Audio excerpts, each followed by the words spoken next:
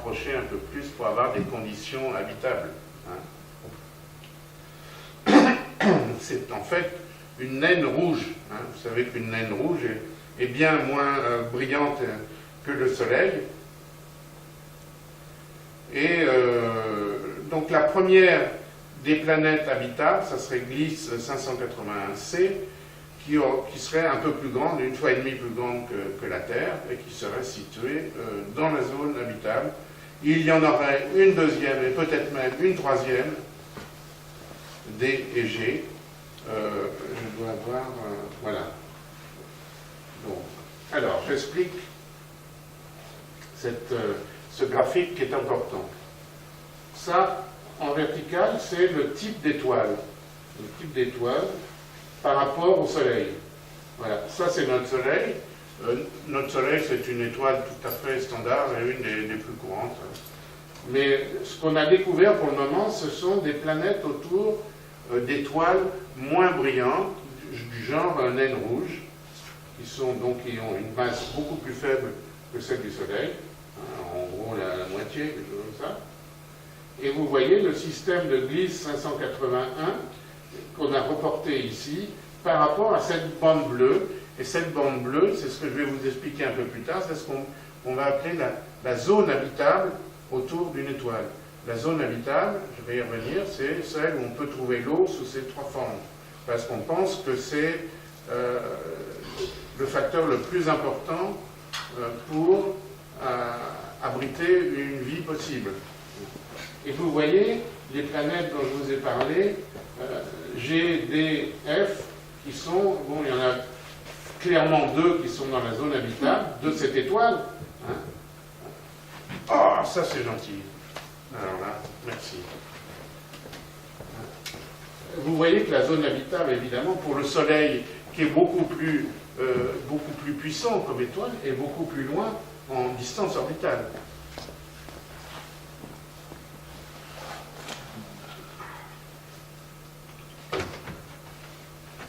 Et donc F, 581F, qui est à la limite de la zone habitable. Voilà le petit spectro qui permet de détecter, de faire ces mesures de vitesse. On a eu la chance de le visiter il y a 2 ans à l'Observatoire de Genève. C'est un bel instrument qui fait en gros 2,50 m de long, qui est sous vide, etc. Et ça, c'est le deuxième exemplaire. Alors, qu'est-ce qu'on peut dire?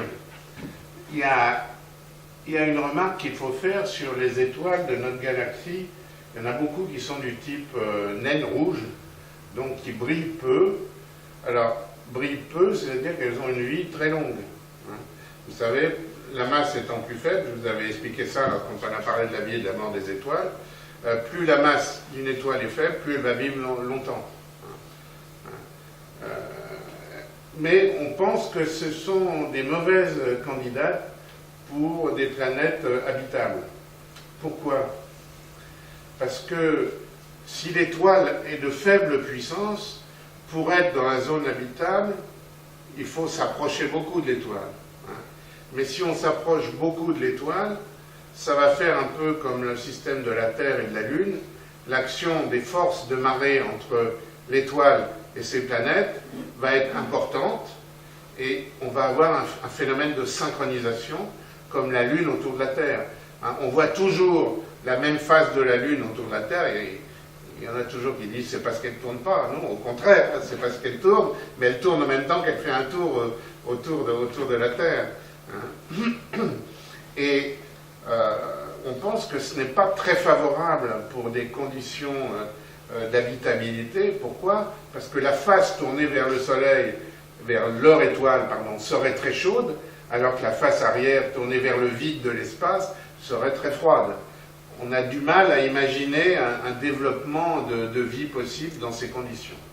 D'autre part, ce type d'étoile possède une activité magnétique importante qu'il ferait qu'il y aurait des rayons X assez violents qui souffleraient à la surface de ces planètes. Et bon, ça aussi, ça ne va pas dans le bon sens. Voilà. Alors, ce système mesure de vitesse radiale que vous voyez ici, quand on voit ces périodes, ces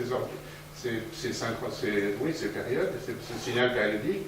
En fait, on peut arriver maintenant, les systèmes sont tellement performants, lorsqu'on analyse une partie de cette courbe, vous voyez, on peut voir qu'il y a plusieurs planètes.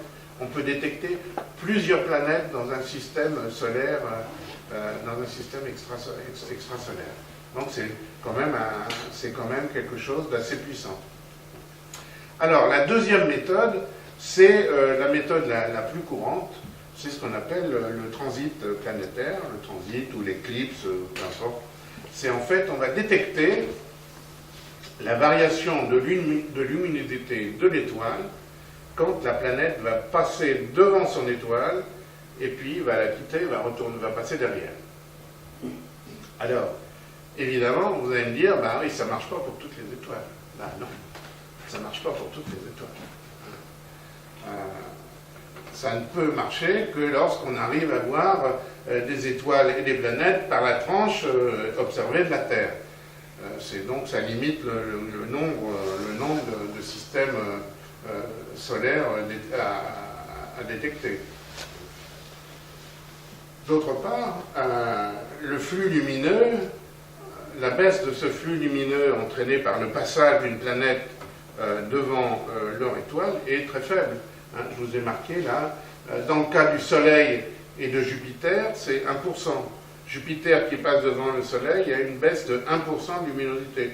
Bon, 1%, ça peut se détecter. La Terre, c'est 0,01%. C'est déjà plus dur. Donc, il faut des bons appareils de mesure. Voilà le principe. Vous comprenez tout ça. Voilà la planète qui tourne autour de l'étoile, de son étoile ici, et à un moment donné, elle passe devant le disque de l'étoile, et le signal lumineux que l'on détecte au moment du passage, eh bien, il diminue, puis il remonte. Et on va voir que la pente ici, ça va donner aussi une idée de la taille de la planète. Plus la planète est grosse, plus la pente va être grande. C'est donc le principe du transit. Voilà d'autres images. Alors évidemment, il faut faire attention.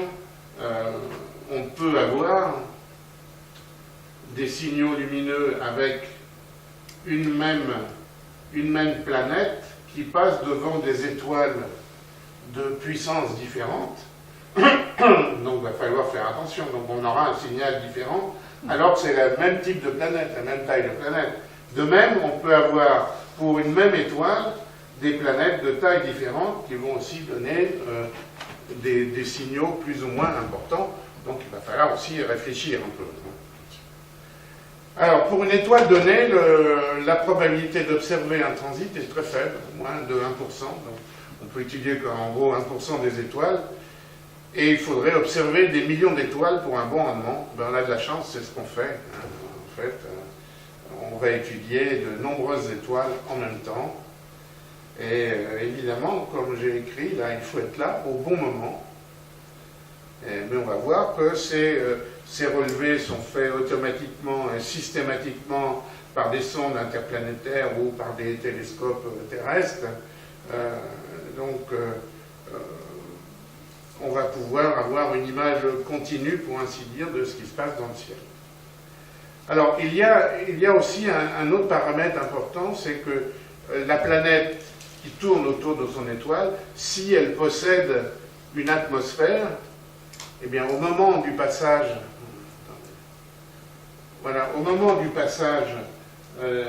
dans le disque solaire, enfin le disque de l'étoile, eh bien, on va pouvoir détecter, hop, là il y a la lumière qui passe au travers de l'atmosphère de cette planète et on va pouvoir analyser l'atmosphère de la planète. Alors ça c'est intéressant parce que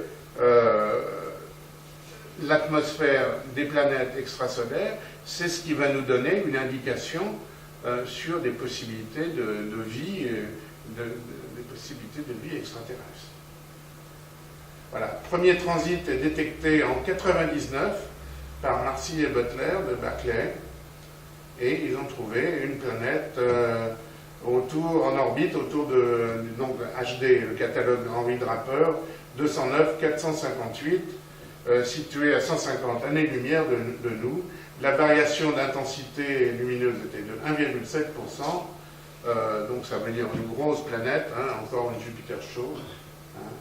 Et cette planète est très intéressante, on va s'y arrêter 2 secondes. Ils ont mesuré la densité, 0,2, donc planète gazeuse, hein, normale, cette taille-là. Elle a été baptisée Osiris. Osiris. Et alors là, vous voyez, ça c'est la détection par le transit. Vous voyez, ça s'apparente à la courbe que je vous ai montrée tout à l'heure. Hein. Ici, la planète va passer dans le disque de l'étoile, absorption, et hop, ça revient, voilà. Donc le diamètre, on peut en calculer son diamètre, sa densité, etc. en gros. Mais une fois qu'on sait que ce système-là, ce système planétaire,